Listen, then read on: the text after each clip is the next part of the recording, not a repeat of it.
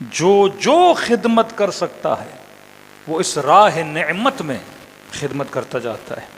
اگر کسی نے حقیقت میں انسانیت کا چہرہ دیکھنا ہے وہ سرزمین کربلا پر آ جائے، یہی وہ راستہ ہے جس کی دعا کرتے ہیں اہدنا الصراط المستقیم، اے خدا مجھے سیدھے راستے پر چلا، جو انسانیت کا راستہ ہے، جو ظلم کا راستہ نہیں، جو مظلوم پروروں کا راستہ ہے۔ اور نشانی یہ ہے یہ وہ راستہ ہے جن پہ تو نے اپنی نعمتوں کو نازل کیا۔ آج ظاہراً امام حسین ہمیں نظر نہیں آ رہے، لیکن اخلاق حسین ابن علی حسینیوں کے اندر نظر آتا ہے۔ جب آپ دعا کرتے ہو کہ صبغۃ اللہ ومن احسن من اللہ صبغہ، کون ہے جو خود کو رنگ خدا میں رنگ دے؟ اور معصوم فرماتے تخلقوا باخلاق اللہ، اپنے وجود کو اللہ کے اخلاق میں رنگ دو۔ تو کربلا میں امام حسین آپ کے وجود کو اپنے رنگ میں رنگ دیتے ہیں۔ وہاں ہر کسی میں حسین کا آئینہ نظر آ رہا ہوتا ہے۔ کوئی حسین کی طرح سخاوت کر رہا ہوتا ہے، کوئی اظہار کر رہا ہوتا ہے۔ جس طرح امام حسین نے ہر کے لشکر والوں کو پانی پلایا، اسی طرح کوئی راہ کربلا میں کھڑے ہو کے پیاسوں کو پانی پلا رہا ہوتا ہے۔ تو کربلا ہمیں کیا بنا دیتی ہے؟ اہل بیت کے اخلاق میں رنگ دیتی ہے۔ ورنہ یہی انسان پاکستان میں اور ہوتا ہے، جب سرزمین کربلا پہ پہنچتا ہے تو اس کا مزاج بدل جاتا ہے۔ صلوات پڑھے محمد و آل محمد۔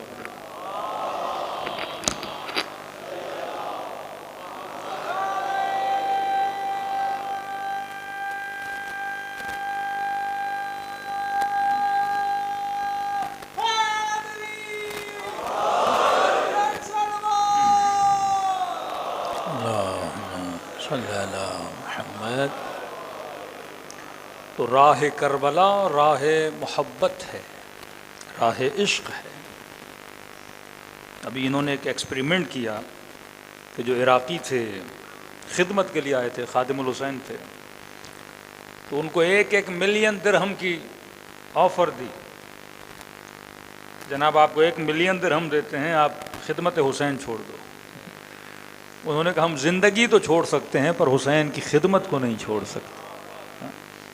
مطلب یہ وہ محبت ہے جس کا کوئی بول نہیں ہے، جس کی کوئی قیمت نہیں ہے، جس کا کوئی عوض نہیں ہے کہ آپ بولیں کہ جناب میں اس عوض میں یہ چیز آپ کو دینے کے لیے تیار ہوں۔ دیکھو انسان سب سے بڑی چیز جو خدا سے مانگتا ہے وہ کیا ہے؟ یعنی آپ کی آخری دعا جو آپ اللہ سے مانگتے ہیں وہ کیا ہے؟ ربنا آتنا فی الدنیا حسنہ وفی الآخرۃ حسنہ وقنا عذاب النار، کہ جہنم سے عذاب سے بچا اور مجھے کہاں بھیجو؟ جنت میں بھیجو۔ وہ رمضان میں اے خدا مجھے جنت نصیب فرما، وہ محرم میں اے خدا مجھے جنت نصیب فرما۔ سب سے بڑی دعا کیا ہے؟ جنت۔ لیکن میں نے کہا حسین کی محبت کا کوئی عوض نہیں ہے کہ اگر کوئی کہے کہ یہ محبت دو اور ہم تجھے جنت دیتے ہیں، سوال ہے کوئی محبت دینے کو تیار ہوگا کہ نہیں؟ آغا بشیر نجفی فرماتے ہیں قرآن میں 2 آیتیں پڑھی، ایک آیت تو سمجھ میں آئی، دوسری آیت کہہ رہے ہیں بڑے لمبے عرصے تک مجھے سمجھ نہیں آئی۔ ایک آیت ہے جو آپ دعائے کمیل میں پڑھتے ہیں کہ جہنمیوں کو یاخذون بالرواسی، ان کے ماتھے کے بالوں سے پکڑ کے انہیں جہنم میں لے جایا جائے گا۔ تو ظاہر ہے جہنم ایک ناخوشگوار جگہ ہے، کوئی بندہ جانا نہیں چاہتا۔ تو جب ان کو بولا جائے گا چلو جہنم میں تو یہ جانا نہیں چاہیں گے، اور ملائک ماتھے کے بالوں سے پکڑ کے دھکے دے دے کے ان کو جہنم کی طرف گھسیٹتے ہوئے لے جائیں گے۔ تو آغا بشیر فرماتے ہیں یہ سمجھ میں آ گیا کہ جہنم ایک ایسی جگہ ہے کوئی بندہ جانا نہیں چاہتا، کسی کے وارنٹ بھی نکل آئے تو کوئی جیل نہیں جانا چاہتا، جہنم تو اس سے بڑی چیز ہے۔ کہ یہ آیت سمجھ میں آ گئی۔ پھر قرآن کی ایک اور آیت پڑھی جس میں تھا کہ جب جنتیوں کو جنت لے جایا جائے گا تو یہ جنت نہیں جانا چاہیں گے، یہاں تک کہ ملائک بائی فورس ان کو آگے کریں گے کہ جناب جنت تمہارا انتظار کر رہی ہے، جنت میں جاؤ۔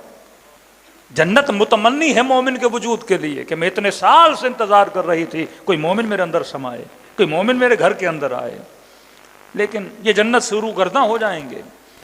اور یہاں تک کہ کہا کہ ان کو بائی فورس پریشرائز کیا جائے گا کہ جنت میں جاؤ، لیکن یہ جانے کے لیے تیار نہیں ہوں گے۔ آغا بشیر فرماتے ہیں کہ یہ آیت میری سمجھ میں نہیں آئی کہ جہنمی جہنم نہیں جا رہا اس کے عذاب کی وجہ سے، جنتی نعمتوں کو دیکھ کے جنت میں کیوں نہیں جا رہا؟ جو پوری زندگی دعا کرتا رہا جنت میں جاؤں، جنت کیوں نہیں جا رہا؟ جو حور و غلمہ کی دعائیں کرتا رہا، جو درخت و نعمتوں کی دعائیں کرتا رہا، آج ساری نعمتیں اس کے سامنے ہیں، یہ جنت میں کیوں نہیں جا رہا؟ کہتے لمبے عرصے تک یہ آیت میری سمجھ میں نہیں آ رہی تھی، یہاں تک کہ کافی عرصے کے بعد مجھے ایک کتاب ملی، اس کتاب کے اندر ایک معصوم کی حدیث پڑھی کہ جب قیامت میں فیصلہ ہوگا کہ جہنمیوں کو جہنم لے جایا جائے اور جنتیوں کو جنت لے جایا جائے، کہ تب جب جنتیوں کو لے جایا جائے گا اسی وقت میدان محشر میں وجود مبارک امام حسین کا آنا ہوگا۔ اللہم صلی علی محمد۔